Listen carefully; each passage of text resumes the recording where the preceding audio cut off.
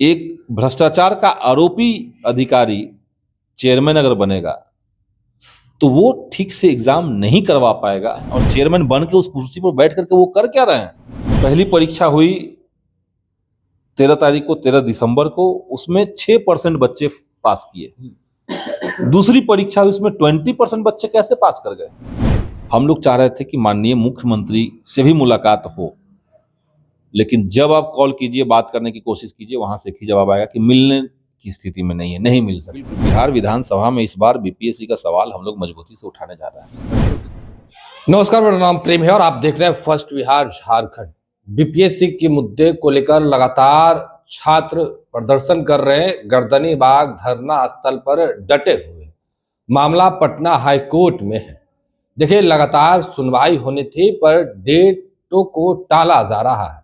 तारीख पे तारीख मिल रहे हैं, कभी जज साहब नहीं पहुंच पा रहे हैं तो कभी किसी अन्य कारण से। देखिए, सुनवाई कल भी होनी थी पर सुनवाई नहीं हो पाया। हमारे साथ बात करने के लिए सीपीआईएमएल के विधायक संदीप सौरभ है। कैसे देखते हैं? अभ्यर्थी लगातार परेशान है, गर्दनीबाग धरना स्थल पर बैठे हुए, जब से रिजल्ट आया तब से ही मांग कर रहे हैं कि पुनः परीक्षा करवाया जाए। देखिए, हम लोग तो पहले से ही कह रहे थे कि बिहार में सरकार नाम की चीज नहीं है। अब बिहार के युवाओं को भी ये पता चल गया, जो अभ्यर्थी हैं उनको पता चल गया कि अब बिहार में सच में कोई सरकार नहीं है। क्योंकि इतने लेयर्स पे गड़बड़ियां हैं बीपीएससी की 17वीं परीक्षा में। इसके बावजूद तमाम आंदोलन, धरना प्रदर्शन, लाठीचार्ज के बावजूद सरकार अगर संज्ञान नहीं लेती है और मजबूरी में छात्रों को कोर्ट के शरण में जाना पड़ा, तो ये तो सरकार के लिए शर्मनाक है। कम से कम सरकार यही कह देती कि चलिए हम एक जांच इस पर बैठा दे रहा है, जांच का जो रिपोर्ट आता है उस पर आप करते, लेकिन जांच तक नहीं करेंगे। मुख्यमंत्री ने एक बार भी इस मुद्दे को लेकर के एक आधा सेंटेंस का भी वक्तव्य नहीं दिया। आप कह रहे हैं कि आप जेपी आंदोलन से निकले हुए व्यक्ति हैं, यहां आंदोलनों का कोई कदर नहीं आप कर रहे हैं। तो सबसे बड़ा सवाल हमारा सरकार से है। कोर्ट में सुनवाई नहीं हुआ, सुनवाई टल रहा है, जो भी है वो तो एक बात है, लेकिन सरकार को देखना चाहिए था। और कोर्ट की बात हुई तो आप देखिए, सुप्रीम कोर्ट में एक मामला गया था। सुप्रीम कोर्ट में एक पीआईएल फाइल हुआ है कि बीपीएससी चेयरमैन की नियुक्ति गड़बड़ है। इनकी नियुक्ति पहले हो गई और पुराने पद से वीआरएस इन्होंने बाद में लिया। ये कैसे हुआ? इतना बड़ा लूपहोल कैसे छूट गया सरकार से?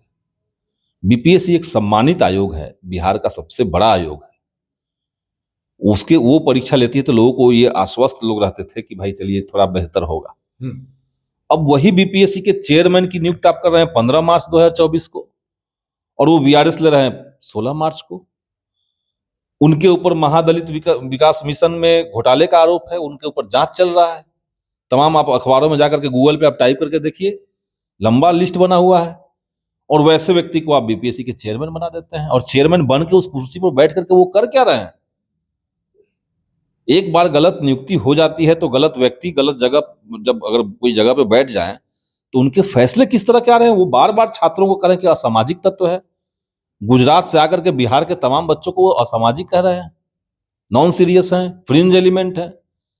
तो ये उनकी पूरी परीक्षा का जो अनाउंसमेंट है, अनाउंसमेंट से लेकर के रिजल्ट तक अगर आप देखेंगे तो कई लेयर्स पे गड़बड़ी है। आपने परीक्षा का अनाउंसमेंट किया, जो लोग फॉर्म भर रहे थे, अंतिम में 5 दिन आपका वेबसाइट नहीं चला। ये सब लोग बात जानते हैं। 80,000 से ज्यादा बच्चे अप्लाई ही नहीं कर पाए।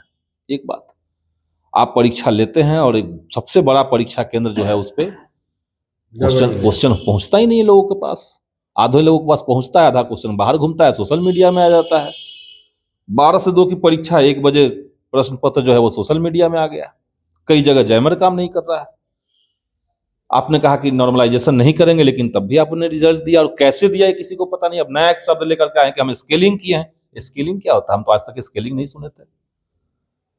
नॉर्मलाइजेशन को ही तो आप स्केलिंग कह रहे हैं। आप सिर्फ प्राइवेट कोचिंग सेंटर के चक्कर में पड़े हुए हैं।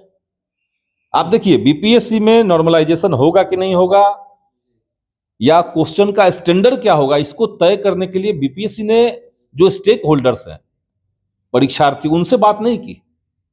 बीपीएससी ने खुद लेटर लिखा प्राइवेट कोचिंग चलाने वाले लोगों को कि आप आइए, आप हमको बीपीएससी ऑफिस में बैठ करके सजेस्ट कीजिए कि नॉर्मलाइजेशन करना चाहिए कि नहीं करना चाहिए। कोचिंग माफियाओं ने कहा कि नहीं करना चाहिए, तब इन्होंने कह दिया कि नहीं करना चाहिए। तो क्या कोई सरकारी आयोग, सरकार का जो आयोग है, वो स्टेक होल्डर्स से बात करने के बजाय केवल प्राइवेट कोचिंग से बात करेगा? ये कोई बात तो नहीं हुई। पहली परीक्षा हुई 13 तारीख को, 13 दिसंबर को, उसमें 6% बच्चे पास किए। दूसरी परीक्षा हुई, उसमें 20% बच्चे कैसे पास कर गए? ये 6% और 20% का गैप का क्या मतलब है? ये कैसे हुआ? तो ये सारी चीजों का जवाब सरकार को देना चाहिए था कायदे से, लेकिन जैसा कि मैंने कहा कि बिहार में सरकार नाम की कोई चीज है नहीं। चंद अधिकारी अपने आप को सरकार समझ के बैठे हुए हैं, वही लोग बिहार चला रहे हैं। वही लोग बिहार चला रहे हैं, पर बिहार के बच्चे इसमें पिस रहे हैं। संदीप जी, कब उन लोगों को इंसाफ मिलेगी? गर्दनीबाग धरना स्थल पर सबूत लेकर के बैठे हुए हैं, कोई सुनने के लिए तैयार नहीं है। नेता हैं जो बयानबाजी करते हैं केवल। नेता बयानबाजी नहीं करें। ये सवाल आपको एक बार नहीं, चिराग पासवान जी का कहना है कि मेरा भगना भगनी भी परीक्षा दिए, उन लोगों का भी कहना है कि गड़बड़ी हुई है। हम सरकार से मांग करते हैं, आयोग से मांग करते हैं, पर क्या नतीजा है? कोई नतीजा नहीं है। चिराग पासवान केंद्र में मंत्री हैं, चाहते तो दिल्ली में इस बात को उठा सकते हैं। देखिए, बिहार में जितनी राजनीतिक पार्टियां हैं, उसमें महागठबंधन के पक्ष से जितनी पार्टियां हैं, उन्होंने तो संघर्ष भी किया। सड़क पर भी हम लोग उतरे, राज्यपाल से मिले, सब कुछ किया। हम लोग चाह रहे थे कि माननीय मुख्यमंत्री से भी मुलाकात हो, लेकिन जब आप कॉल कीजिए, बात करने की कोशिश कीजिए, वहां से एक ही जवाब आएगा कि मिलने की स्थिति में नहीं है, नहीं मिल सकते, नहीं मिल सकते, नहीं मिल सकते, स्थिति में नहीं है मिलने। हाँ, तो आप समझिए कि ये भाजपा जदयू की सरकार, ये अगर न तो बच्चों का बात सुन रही है, न तो इतने तर्कों को सुनने समझने के लिए तैयार है, और न ही जनता के चुने हुए जो जनप्रतिनिधि हैं उनकी बात सुनना चाहती है, तो आप सरकार चला क्यों रहे हैं? सवाल तो यह है। और बीपीएससी के अंदर अगर करप्शन होगा, जिसकी संभावना ज्यादा दिख रही है, जितना रिजिड है बीपीएससी इस परीक्षा को लेकर के, ये साफ साफ दिख रहा है कि पैसे का लेन देन हुआ है, पेपर लीक, सेटिंग, फर्जीवाड़ा, ये सब हुआ है। और इस तरह की परीक्षाओं में अगर फर्जीवाड़ा हुआ, भ्रष्टाचार हुआ, तो उसका असर बहुत दूर तक जाएगा। दूर तक क्यों जाएगा? क्योंकि जो व्यक्ति एसडीओ या डीएसपी के पद पर 1 करोड़, 1.5 करोड़, 2 करोड़ दे करके आ रहा है, वो 5 गुना वसूलेगा, वो आकर के पैसा ही लूटेगा। और इस बहाली से अधिकारियों की बहाली होनी है, कर्मचारियों की बहाली नहीं होनी है। बिहार में जो अधिकारी होंगे, जो ब्लॉक में, अनुमंडल में, जिला में जो बैठेंगे, उनकी बहाली होनी है, टॉप लेवल के अधिकारियों की बहाली होनी है। और वहां अगर गड़बड़ी हो गई बहाली में, तो आप समझिए कि उसका असर सालों साल तक रहेगा, और वो भ्रष्टाचार की जनता जनता भुगतेगी। और इसलिए जनता का भी कंसर्न इस मामले से जुड़ा हुआ है। साथ ही साथ दूसरी जो परीक्षाएं हैं, अब सबको लगने लगा कि जब बीपीएससी में ऐसे हो सकता है, तो कर्मचारी चयन आयोग में क्यों नहीं होगा? बिहार में जो पुलिस भर्ती होती है, उसमें सिपाही भर्ती वाले में क्यों नहीं होगा? वहां भी तो हो ही रहा है गड़बड़ी।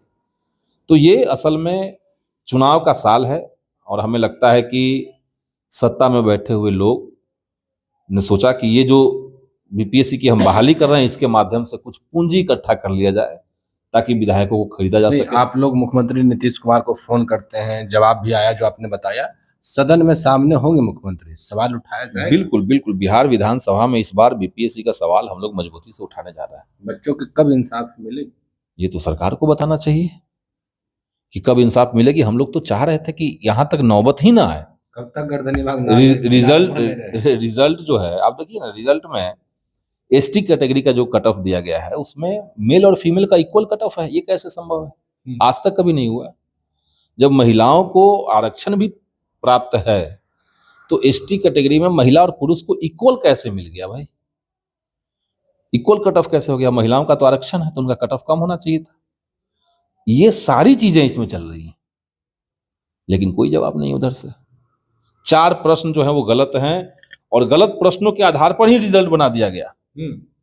अब बीपीएससी जैसी परीक्षाओं में लोग 1 प्रश्न से, 1.5 प्रश्न से, आधे प्रश्न से चूकते हैं। यहाँ तो 4 प्रश्न, यहाँ तो 4 प्रश्न की बात है, तो कहीं से कुछ फेयर नहीं दिख रहा है। और इसमें प्राइवेट कोचिंग सेंटर्स का रोल है, हम मानते हैं। कहीं ना कहीं बीपीएससी का एक साठगांठ दिखता है, क्योंकि आपने नॉर्मलाइजेशन को लेकर के जब बीपीएससी को कोई पॉलिसी बनानी थी तो स्टेक होल्डर्स जो स्टूडेंट्स हैं उनसे बात नहीं किया गया। वो लोग आंदोलन कर रहे थे, उनके ऊपर लाठियां चल रही थी, और कोचिंग सेंटर को लेटर देकर के बीपीएससी ने बुलाया कि आइए हमारे यहाँ चर्चा करते हैं। हाँ, और तब वहां से फैसला लिया कि ठीक है, हम नॉर्मलाइजेशन नहीं करेंगे। नॉर्मलाइजेशन नहीं करेंगे, ये पॉलिसी आपने लिया, ठीक है, ये हम लोग चाहते भी थे कि नॉर्मलाइजेशन ना हो। पीटी में कौन नॉर्मलाइजेशन? बच्चे भी मांग कर रहे हैं, बच्चे भी मांग कर रहे थे, लेकिन उसको तय करने के लिए, अनाउंस करने के लिए आपने प्राइवेट कोचिंग को क्यों बुलाया? कहीं ना कहीं तो सवाल है। और ये आयोग ने आज तक ऐसा कभी किया नहीं था, इस बार हुआ।